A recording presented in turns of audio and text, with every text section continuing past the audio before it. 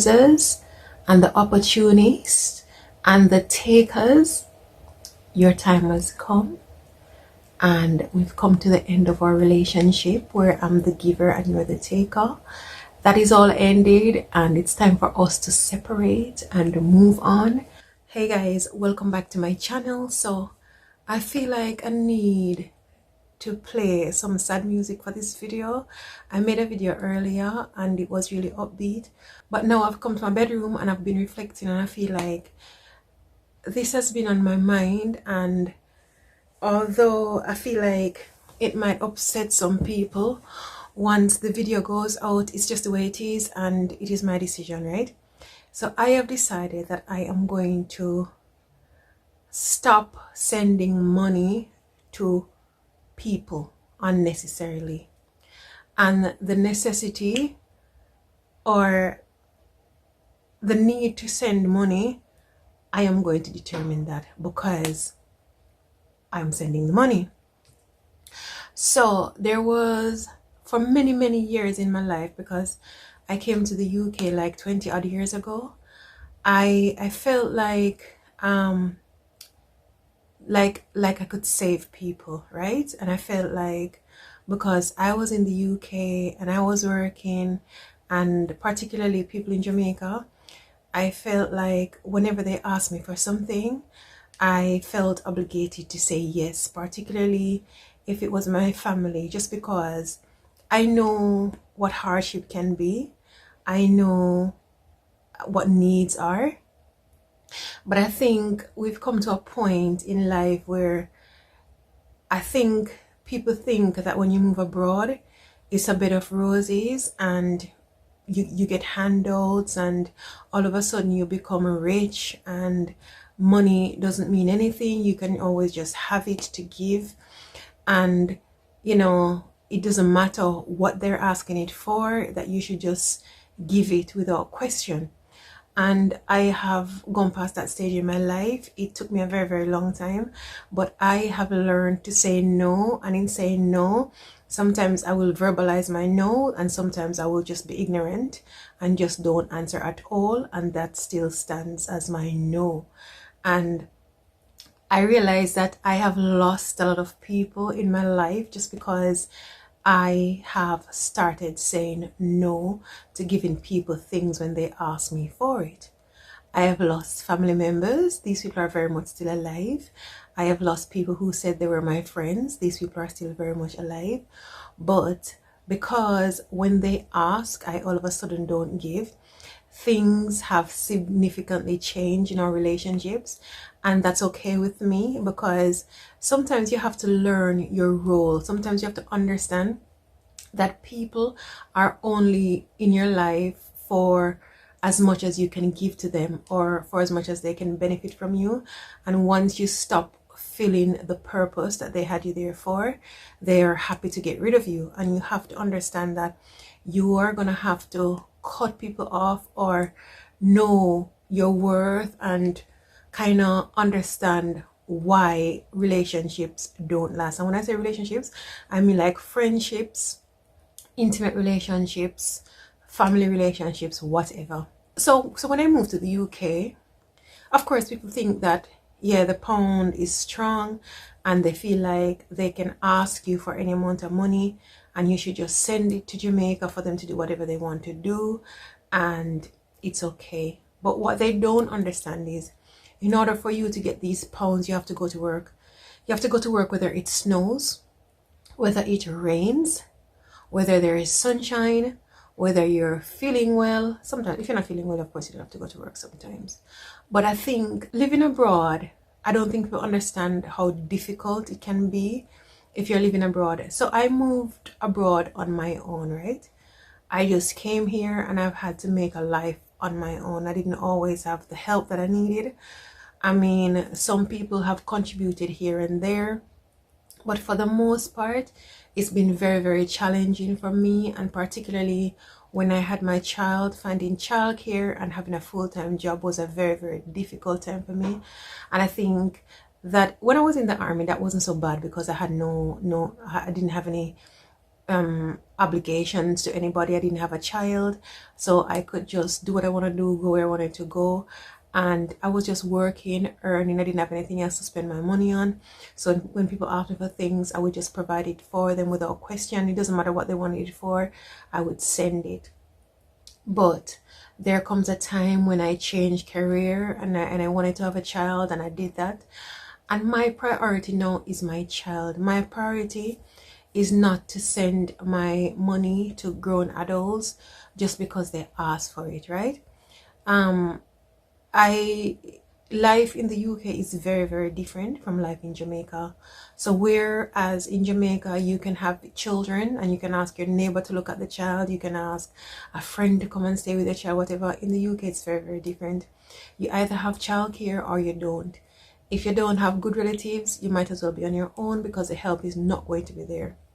So if you have childcare, for me, I had to get what you call an au pair, and I had to pay for somebody to come and stay with my son when I could not stay with him because I had to go to work and I had no family member to help me with anything, and I live far from most people anyway, so I didn't have any kind of support to help me with raising my child.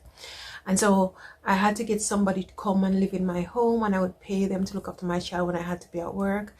I have had times in my life where I have had situations with my car, and if my car needed something, there was nobody that I could turn to. I couldn't turn to any family member. I think people think that living abroad is a bed of roses and money grows on trees, and you just skip around and you pick the money off the tree and then you water the tree again and it comes back, and you know, you're never short of money, you're never short of anything because you are abroad.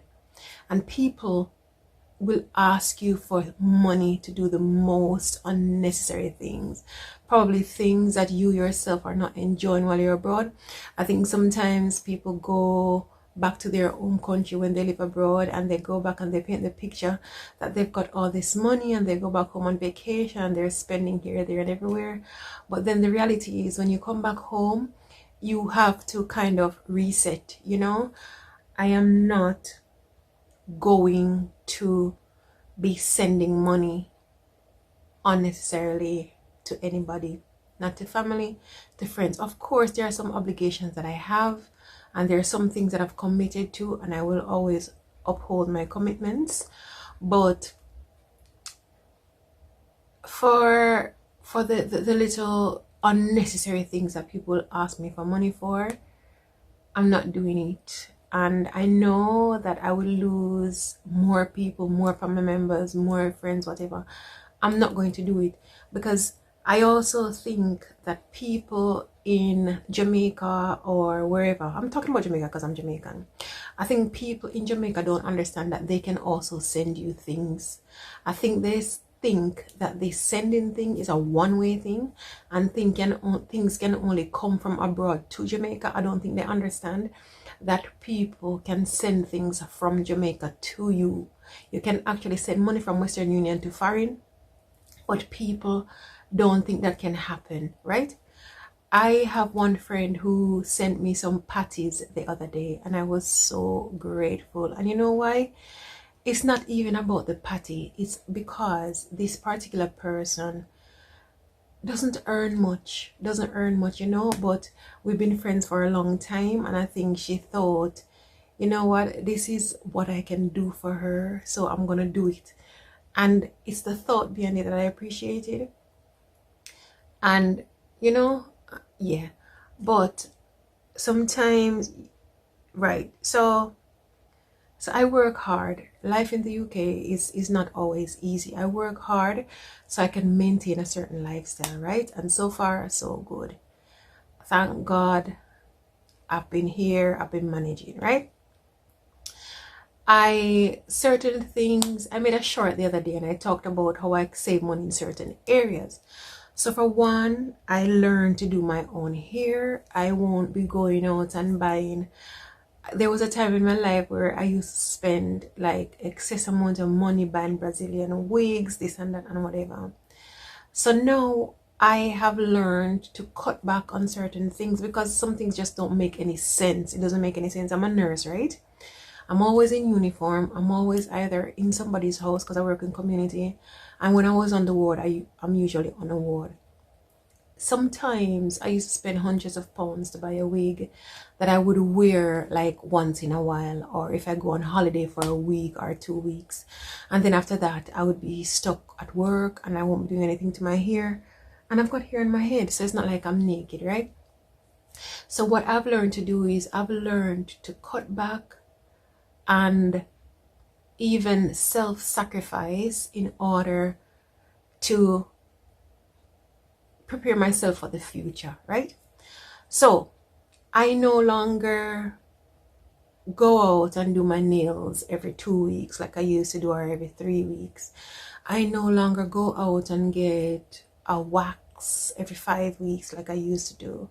I no longer go, well, I've never ever gone to the hair salon since I've been in the UK to get my hair done. I just think that's a waste of money, particularly once when I asked somebody for the cost to do my hair and they told me that it would be like £450. I was serving in the army and I was in Germany at the time, and I asked somebody to do my hair and they said it was £450, and I thought, hell no, I'm not going to pay that. But you will have, right, what I don't like is I don't like the people in Jamaica, and I've got family members and I've got people who I know. I don't like the kind of people in Jamaica where you won't hear from them until their birthday is coming up, Christmas is coming up, Valentine's Day is coming up, Independence Day, you know the kind of people you're talking about, where you don't hear from them until a certain occasion is coming up and they know that they're going to want a hairstyle or their fingernails done or something new to wear or whatever.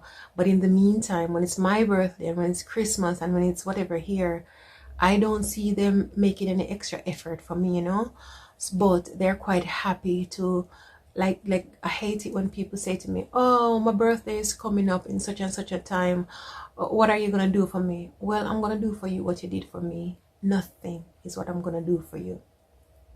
Because I've learned, so now I will go to the pawn shop where most things are for a pawn, right? And I will buy nail polish for my nails, and I will paint my nails myself, and I'm happy with it, right? And sometimes, so I had a particular relative, and whenever they wanted their hair doing, they would ask me for money. And I felt obligated. I felt like I had to. But I feel like there comes a time when you have to learn to say no, because the other day I was having some issues. It's like I've got a car, and it's like my car was cursed. And as soon as I fixed one thing on that car, something else went wrong on the car.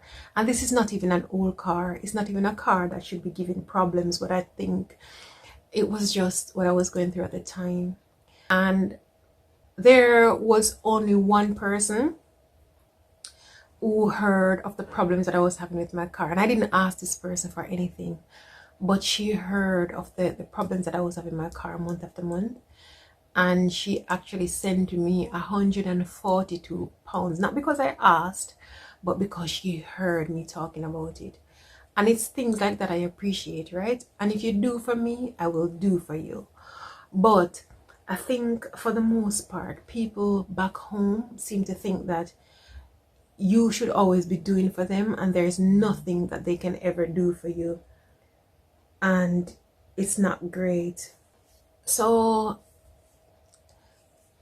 I'm going to be very, very selective and very, very intentional about the people that I send my money to. I know for some people, they would never ask me for money unless they're desperately, desperately in need. But you have other people who will just don't communicate with you otherwise, but as soon as they need something, they remember that you exist. And those are the people that I'm just gonna avoid, like intentionally avoid. It is going to be very difficult for me to send money to Jamaica to somebody to buy clothes. That's going to be difficult for me as of now. It's going to be difficult for me to send money to Jamaica to somebody to get their hair done, to get their nails done, to, I don't know, just things that are unnecessary. I'm no longer going to be a part of, because you know why? I have had to cut back on my own life and my own wants. My needs will always be met by me.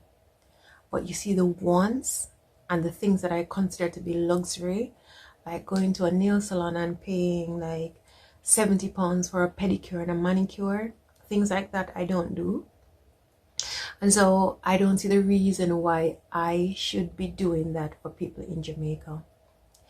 The other thing is, one of the reasons that I decided I'm not going to send money back to Jamaica, if you look at it, people in Jamaica are living better than people abroad. They are. They dress better. They drive the nicest cars. They go to the most expensive places. They're going out quite frequently to restaurants and to parties. And they're getting their hair done, their nails done. They're wearing different clothes on every occasion. And it sounds like jealousy, right? And some of it is, because I want to ask myself, why am I working so hard to send money to people who I think are living better than me? The math just ain't mathing, and I am not doing it. I don't care who is going to be upset. I don't care who is going to become scarce. Maybe that's a blessing. I don't care who is going to stop talking to me. I feel like I've given enough. I feel like I've given enough to people, friends and relatives back home and other places. And I feel like if I should start saying no now, I think the genuine people will understand and they will still stick around, and the ones who don't understand and decide to go or to not be in communication anymore, I'm okay with that. I'm good. I consider it a blessing. But I know this is it, the other thing too, I feel like when people back home are asking for money, I think they have an expectation. And I think, sometimes I send money to people back home and not even a thank you I don't get.